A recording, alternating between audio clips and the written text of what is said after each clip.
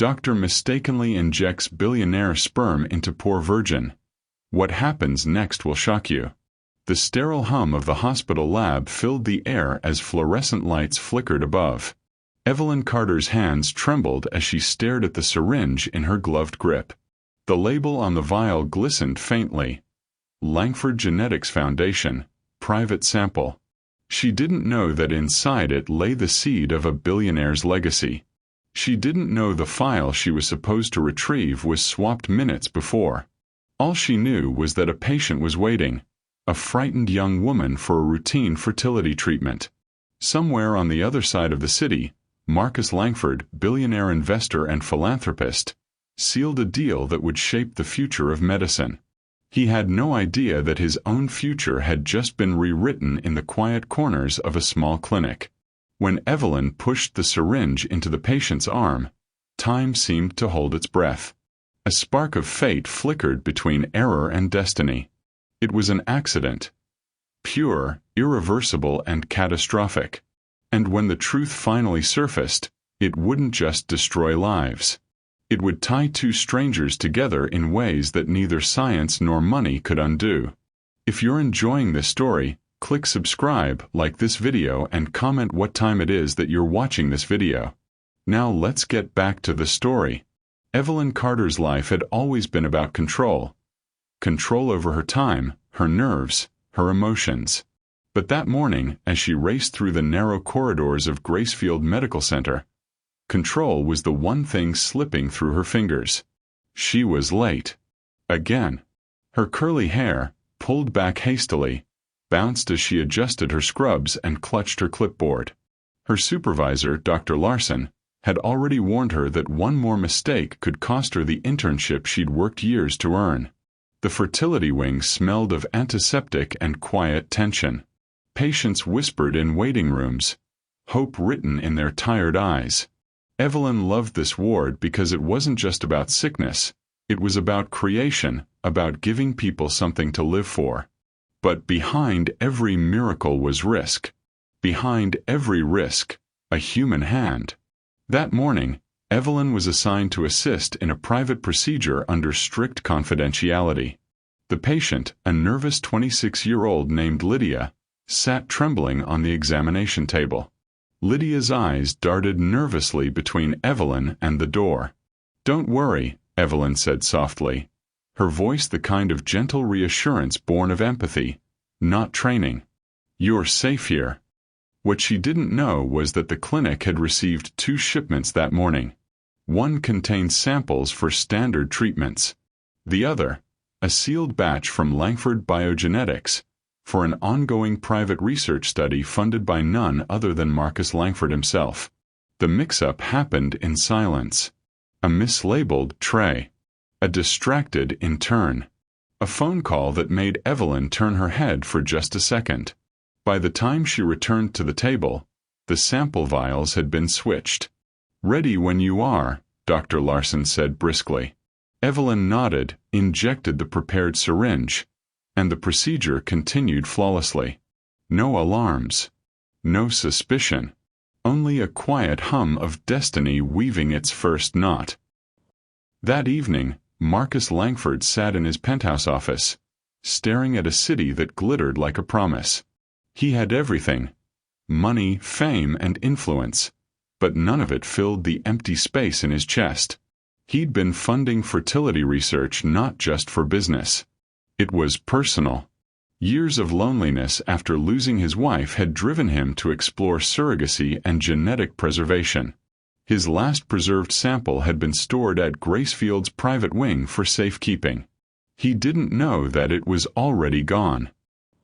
Days turned into weeks. Evelyn went on with her shifts, her guilt buried under exhaustion and the monotony of work. Lydia left the clinic smiling, unaware of the microscopic miracle growing inside her. Until the clinic's director received a call. "Mr. Langford," Dr. Larson stammered into the phone weeks later. We may have a situation." Marcus's voice was cold steel. "What kind of situation?" Larson hesitated. It appears one of your genetic samples may have been, used in error during a patient procedure. Silence filled the line. Then a quiet, lethal whisper. Find out who's responsible. Evelyn's world collapsed the next morning. She was summoned to the director's office, her heart pounding like a drum. The conference room smelled of coffee and judgment. Dr. Larson, the hospital's legal counsel, and a man she recognized from the news, Marcus Langford himself, sat waiting. Miss Carter, Larson began, his voice heavy. There's been a grave error during your last fertility procedure. Evelyn's knees weakened. What do you mean? Marcus's eyes locked onto hers, sharp, calculating, yet oddly calm. You injected a private genetic sample that belonged to me into someone else. Her stomach churned. That's impossible. I double-checked every file. Larson slid a report across the table. Apparently not. Evelyn stared at the paper. Her signature, her initials, the timestamp. Proof of her mistake. Tears stung her eyes. I didn't mean to. Marcus stood slowly, his gaze unreadable. Intent doesn't change what's done. You've altered 2 lives and mine. He turned to leave, but paused at the door. I don't know yet whether to ruin you or protect you. The door shut behind him, and Evelyn's world fell silent. The next morning, rain lashed against the windows of Evelyn Carter's small apartment, the sound like a relentless reminder of everything she'd lost overnight. Her uniform hung untouched. Her phone buzzed with messages from coworkers. Are you okay? But she couldn't bring herself to answer. The hospital had suspended her indefinitely, pending investigation. For Evelyn, that meant humiliation. For Marcus Langford, it meant containment. He couldn't afford a scandal. Not with the press already circling his new biomedical merger. A story like this, billionaire sperm accidentally used on a poor patient, would destroy reputations, investors, maybe even lives. Marcus's solution was simple. Find the patient, contain the fallout, and erase Evelyn from his world. But fate had different plans. In his glass-walled office overlooking the skyline, Marcus scrolled through a confidential file. Lydia, 26, single, modest income, no criminal record. Her pregnancy had just been confirmed. He pinched the bridge of his nose. My child. Out there. Growing in someone who doesn't even know me. His assistant, Claire, stepped in quietly. Sir, the hospital board suggests a non-disclosure agreement. They can convince the patient to sign. Marcus looked up, his voice cold. And the nurse? She's been suspended. They're considering termination. Marcus hesitated. Find her. I want to hear her side. Claire blinked. Sir, with respect, she's just a nurse. He cut her off. She's the reason this happened. That makes her my only link to the truth. 2 days later, Evelyn found herself sitting in a cheap diner, staring into a mug of coffee gone cold. She'd spent the last 48 hours replaying the scene in her head. The tray, the vial, the moment she turned her head. She hadn't slept. Hadn't eaten. Then, as if summoned by her guilt, a black car pulled up outside. A tall man in a dark coat stepped out and walked straight toward her. Miss Carter. Her pulse spiked. Who's asking? Mr. Langford would like to speak with you. Privately. She hesitated, but something inside her, part fear, part duty, made her follow. Marcus Langford's townhouse felt more like a museum than a home. Marble floors, glass chandeliers, and silence that echoed like judgment. Evelyn stood awkwardly near the fireplace, wringing her hands. Marcus poured himself a drink before finally turning to face her. You're the one who made the mistake, he said flatly. Yes, sir. You understand what's at stake? She nodded, tears glistening. I do. I'll do anything to fix this." He let out a low, humorless laugh. "Fix? How do you fix a life that's already been created?" The words hit her like a blade. "I'm so sorry," she whispered. "I swear it wasn't intentional. The samples were mislabeled." He raised a hand. "Save the excuses. I'm not interested in your remorse." Then his voice softened, almost reluctantly. "The hospital wanted to fire you immediately. I told them not to." Her eyes widened. "Why?" "Because destroying you won't undo what's done." He set his glass down, eyes locked on hers. "From now on, you work for me. Quietly. You'll assist my legal team and doctor through every stage of this situation." She blinked in disbelief. "You want me to help?" "You'll make sure that patient remains calm, compliant, and silent. And in exchange, I'll make sure you're protected." Evelyn hesitated. Protected or owned? His gaze darkened. "Depends on how you play it." When Evelyn met Lydia again, she wasn't a nurse anymore. She was a messenger of secrets. Lydia was radiant, her hands resting protectively over her growing belly. "How are you feeling?" Evelyn asked softly. Lydia smiled. "Better than I've felt in years. It's strange. Like this baby's already changed everything." Evelyn's throat tightened. "You've been through so much. You deserve happiness." Lydia tilted her head. "Why are you being so kind? You barely know me." Evelyn forced a smile. "Because sometimes kindness is all we have left." When she returned to Marcus that night, she couldn't stop trembling. "She's a good person," Evelyn said. "She didn't ask for any of this."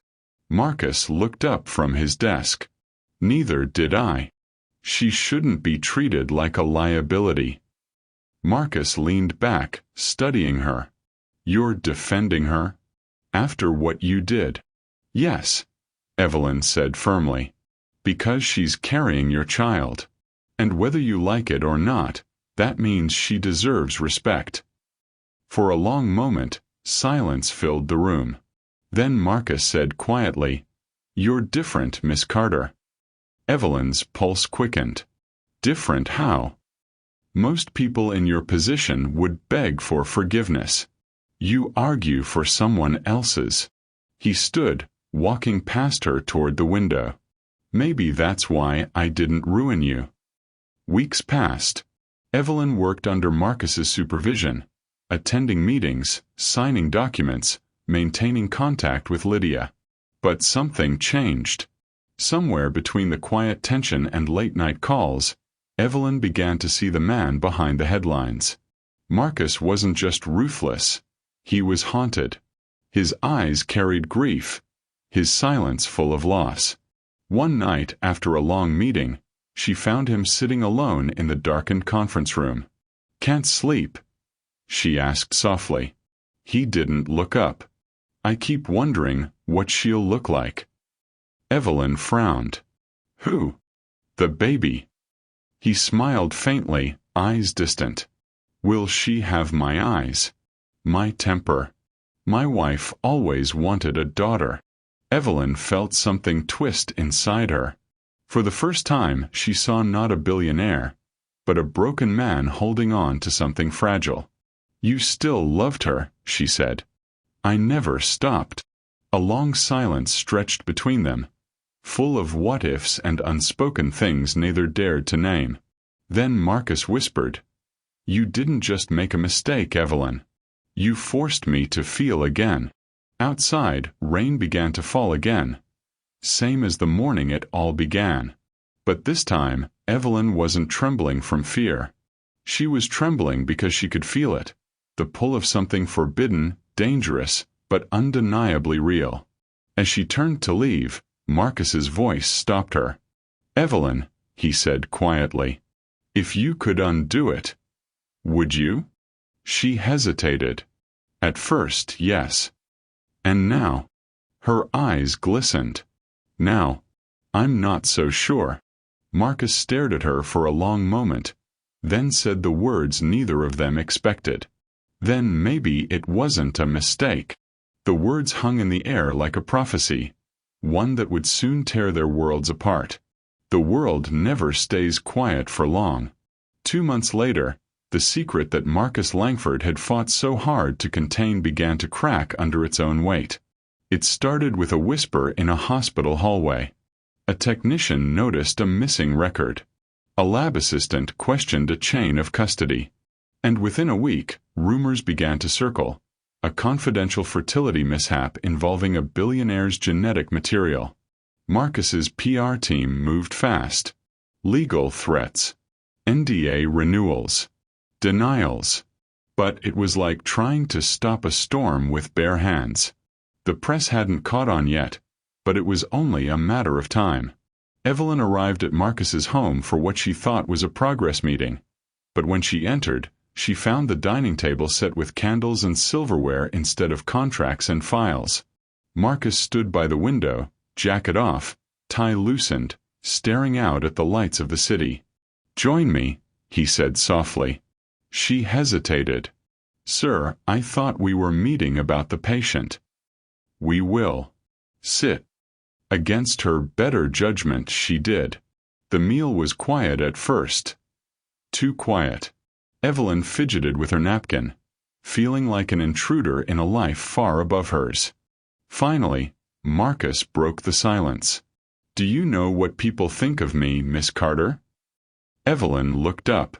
"You're one of the most powerful men in the country. People respect you." He gave a bitter smile. "They fear me.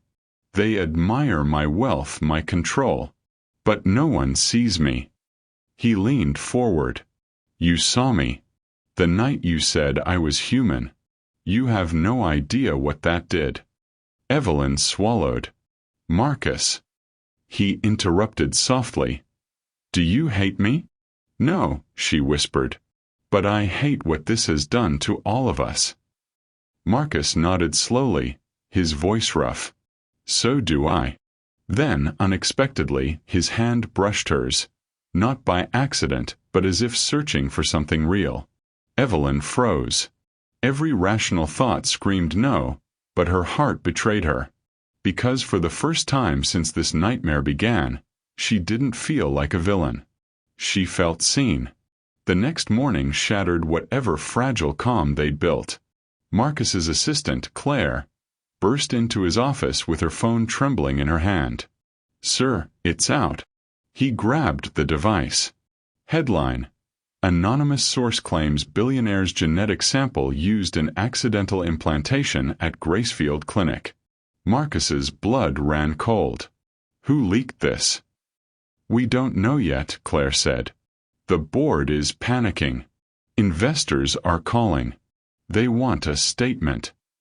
Marcus looked up, his voice sharp. "Find Evelyn Carter. Now." When Evelyn arrived, she could tell by his expression that the world had shifted again, this time against them. He slammed the tablet onto the desk. "You did this, didn't you?" Her eyes widened. "What? No. You're the only one who could have leaked it. You had access to the files. You've been visiting the patient. I would never. Don't lie to me." His voice thundered across the room, his composure cracking for the first time.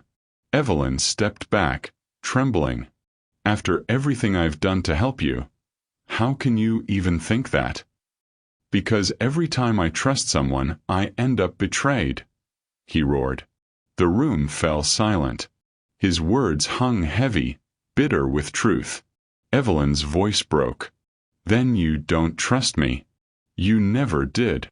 Marcus turned away, running a hand through his hair. The anger in his shoulders shifted to exhaustion. "You don't understand, Evelyn.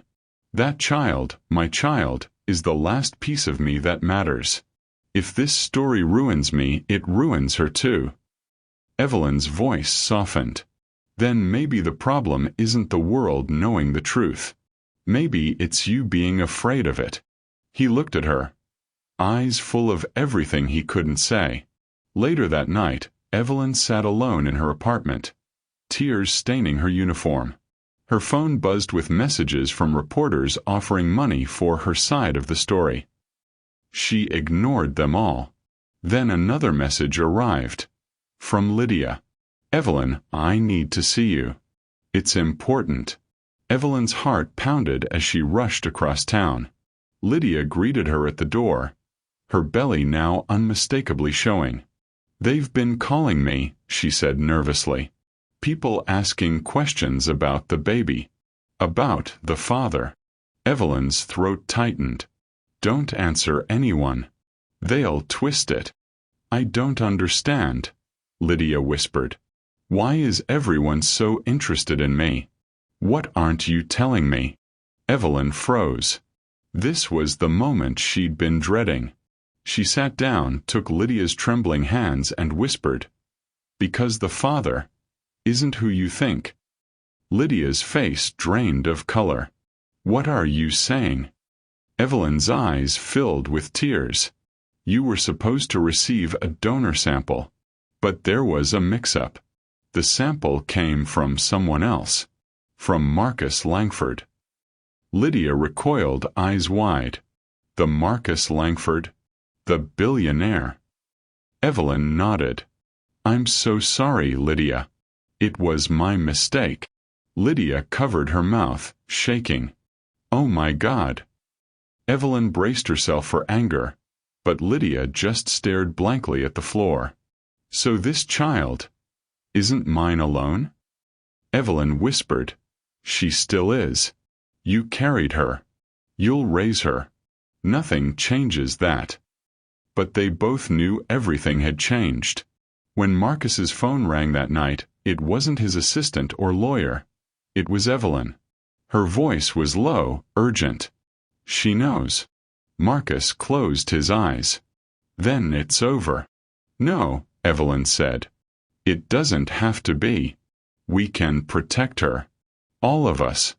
But only if you stop hiding. He hesitated. You're asking me to go public? I'm asking you to do the right thing. Marcus exhaled slowly. You don't know what that will cost me. Then maybe, Evelyn said, her voice steady. It's time you stopped counting costs and started counting lives. The next morning, Marcus arrived at the clinic unannounced. Cameras were already outside, flashes exploding as he stepped from his car. Reporters shouted his name, questions flying. Evelyn and Lydia were waiting inside. Marcus looked at them, one woman terrified, the other defiant. And for once he didn't see scandal. He saw responsibility. He faced the cameras, straightened his tie, and said the words that silenced the room. A mistake was made. One that began with a system I helped create. A system that puts profit above people. But out of that mistake came something pure, something human. I intend to protect both mother and child, no matter the cost. Inside, Evelyn felt tears blur her vision. Lydia stood speechless. The story spread worldwide within hours. Some called him a monster, others a hero. But for the first time, Marcus Langford didn't care. Because in the quiet after the storm, he finally felt free. That night, he found Evelyn standing by the clinic's exit. You did it, she said softly. You told the truth. Marcus looked at her, his voice raw. You were right. Hiding it was killing me. Evelyn smiled faintly. So what happens now? He reached out, brushing a tear from her cheek. Now, we live with the consequences. Their eyes met, not as billionaire and nurse, not as guilt and forgiveness, but as two souls bound by a single irreversible accident. And somewhere between the chaos and the calm, something unspoken took root. Not love, not yet, but the fragile beginning of it. The morning after Marcus's press conference, the world divided itself in half. Half saw him as a courageous man who took responsibility for a devastating mistake. The other half saw him as a manipulative billionaire using sympathy to control a scandal. And at the center of that storm stood three people: Marcus Langford, Evelyn Carter, and Lydia, forever linked by an error that refused to fade. The news cycle devoured the story for weeks. Every talk show, every social feed. The billionaire's baby scandal. Journalists staked out Lydia's apartment. Paparazzi followed Evelyn to the grocery store. Marcus's company stock dropped by 12% overnight. Through it all, Evelyn remained silent. At first, she'd thought truth would bring peace. Instead, it brought noise, a chaos of opinions from people who knew nothing about the ache of guilt or the weight of accidental creation. One morning, as she stepped outside her building, a reporter shoved a microphone toward her. "Miss Carter, is it true you were romantically involved with Marcus Langford?" The question hit her like a slap. "No. I was his nurse, nothing more." But the smirk on the reporter's face said it all. The world didn't care about truth. It cared about scandal. That night, her phone buzzed with a text from Marcus. "Meet me at the old clinic, midnight." Gracefield Clinic was dark, its windows reflecting the orange glow of streetlights. Marcus was waiting in the lobby, sleeves rolled up, the exhaustion in his eyes betraying his control. "You shouldn't have come," he said quietly. "They're watching us both." Evelyn stepped closer. "I came because I had to. We can't hide anymore." "I'm not hiding." He gestured around. "I'm trying to protect what's left." Evelyn's voice cracked. "Protect? You call this protection? Lydia's trapped in her home. I can't walk outside without being followed. You're fighting lawsuits. None of us are living, Marcus. We're surviving." He turned away, fists clenched. "You think I don't know that?" She took a step closer, lowering her voice. "Then why are you pushing everyone away?" "Because when I let people close," he said softly, "they suffer. You. Lydia. Everyone I touch ends up broken." Her anger softened. "You don't get to decide who breaks, Marcus. That's not your power to hold." He looked at her then, really looked, and something cracked open between them. Not lust, not pity, but recognition. Two broken souls standing on the same fault line. He whispered, "You should hate me." "I tried," she said. "Didn't work." For a long, silent moment, neither moved. Then Marcus reached out, his fingers grazing her hand, and the air between them shifted. Fragile, electric, forbidden. The next day, another headline exploded. "Nurse seen with Marcus Langford late night. Secret affair confirmed?" The photo wasn't even clear, just two silhouettes near the clinic's doors. But it was enough. Evelyn's suspension turned into permanent termination. She lost her nursing license, pending review for professional misconduct. When she showed up at Marcus's office, fury burned behind her tears. "They took my license," she said. "My career. Everything I worked for." Marcus looked gutted. "I'll fix this." "You can't fix it," she snapped. "You can't throw money at everything and make it disappear." "I can try." "Stop trying to own everyone's pain," she said. "It's not yours to buy." Her words sliced through the room, sharp and true. Marcus sank back in his chair, staring at the floor. Evelyn took a trembling breath. "You once told me I made you feel human again. Then be human now. Let me go." She turned to leave, but his voice stopped her. "Evelyn," he whispered, "I don't want to lose you too." She froze, then walked out anyway. Weeks later, Evelyn received a call that shattered her resolve. Lydia had gone into early labor. She raced to the hospital. The corridors smelled of antiseptic and panic. Doctors shouted orders as Lydia, drenched in sweat, gripped Evelyn's hand. "I can't do this," Lydia gasped. "Yes, you can," Evelyn whispered. "You're stronger than you think." Hours passed like a fever dream until finally, a cry filled the room. A baby's cry. Evelyn looked down at the tiny girl, pink and perfect, with dark curls and light eyes. "She's beautiful," Lydia whispered weakly. Evelyn smiled through her tears. "She is." Then the door opened, and Marcus stepped in, silent as a shadow. He froze at the sight, Lydia holding the child, Evelyn standing beside her. For a moment, time stopped. Lydia looked up, her voice trembling. "You're her father, aren't you?" Marcus nodded slowly. "By accident. But not by choice of heart." She studied him for a long time, then said softly, "Then be the man she deserves. Not the one the world says you are." Marcus swallowed hard. "I'll do everything I can." Evelyn turned away, tears spilling freely. Because in that moment, she realized the story had never been about her. It was about this child, this strange miracle that had rewritten all their lives. A week later, Lydia named the baby Hope. The press wanted exclusives. The world wanted drama. But inside that small hospital room, none of it mattered. Marcus set up a trust fund, ensuring Hope and Lydia would never struggle. Evelyn stayed by Lydia's side, quietly helping her recover.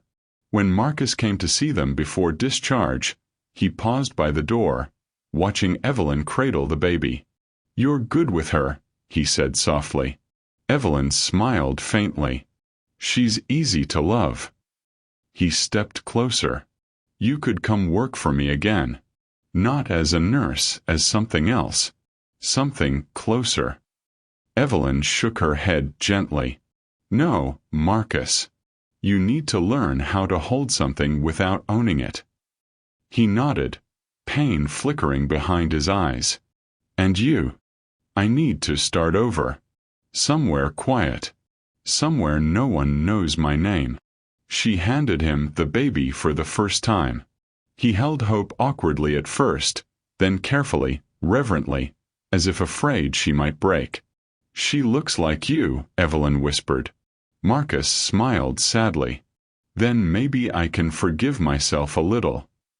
When Evelyn finally left the hospital that evening, the sunset bled gold across the sky. She walked past reporters, cameras, flashing lights, all of it fading behind her like noise from another life. Marcus watched her from the window, Hope sleeping in his arms. He wanted to call out to stop her, to tell her that somewhere between guilt and redemption, he'd found something like love. But he didn't. Because some endings aren't meant to be rewritten, they're meant to be lived through quietly. 1 year later. Time didn't heal everything, but it softened the edges. A year after the scandal, the world had moved on to newer stories. Fresher scandals, louder headlines. But for the 3 people who had lived it, the echoes never truly faded. Lydia now lived quietly on the outskirts of the city, far from reporters and noise. Her daughter, Hope, had just turned 1. The little girl's laughter filled the small apartment like sunlight breaking through clouds. Every so often, a discreet envelope arrived at Lydia's door. Trust fund statements, letters of assurance, all unsigned, but she knew who they came from. Marcus never stopped caring. He just learned to do it from a distance. And Evelyn Carter, she had disappeared from the city entirely. She'd taken a job at a rural community clinic in the quiet town of Alder Creek. The work was humble, the patients kind, the world simple again. But sometimes when she walked home beneath the orange glow of streetlights, she still thought of him. Of the billionaire who had once looked at her like she was the first real thing in his world. It was a gray afternoon when he found her again. Evelyn had just finished her shift and was walking down the old cobblestone path near the town square when a familiar voice stopped her. "Still healing everyone but yourself, I see." She froze.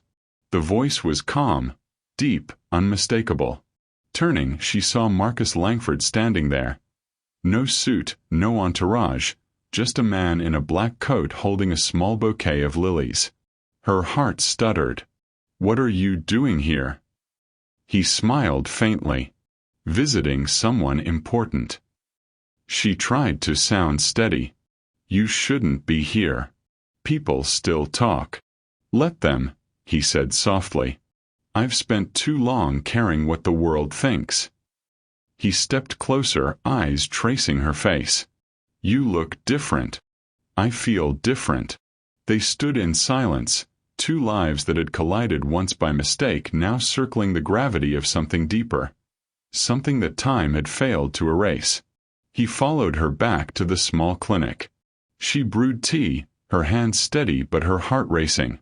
"You seem happier," Marcus said, looking around the modest office. "No chaos.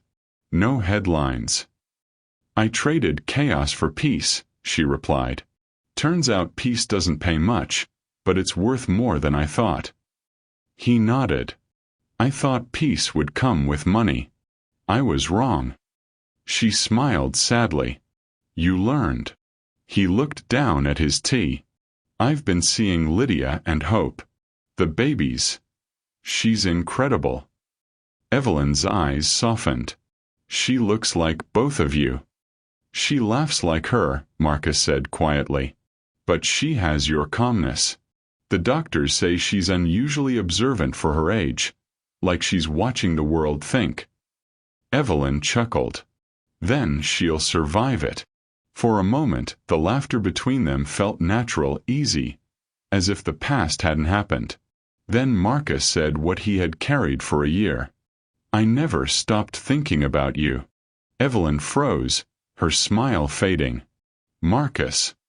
"I know," he said quickly. "You left for the right reasons. But I need to tell you, I forgave you long ago. For the mistake. For leaving. For everything."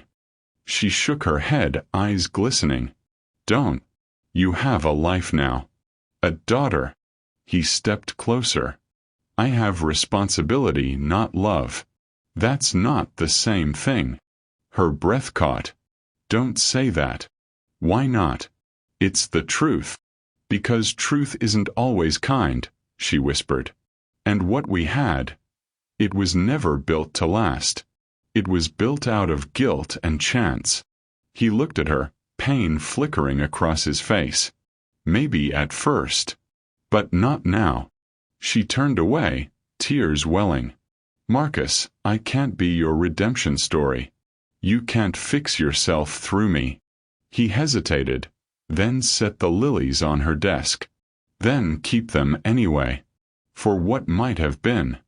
That night after he left, Evelyn sat alone in her tiny room. The lilies lay beside a folded note he'd left behind. "Evelyn, you once told me I needed to learn how to hold something without owning it. I think I finally understand. The world will always remember me for what went wrong, but you'll always be what went right. If you ever wonder whether the mistake ruined my life, it didn't. It gave me a daughter. And it gave me you. M." Evelyn pressed the note to her chest and cried. Not with grief this time, but with the strange, quiet relief of letting go. 3 years later. At a small park in Alder Creek, children's laughter filled the air. Evelyn sat on a bench, flipping through a book, when a little girl ran up to her, curly-haired and wide-eyed. "Miss Evelyn," the girl chirped. "Mommy said you used to work with my daddy." Evelyn smiled down.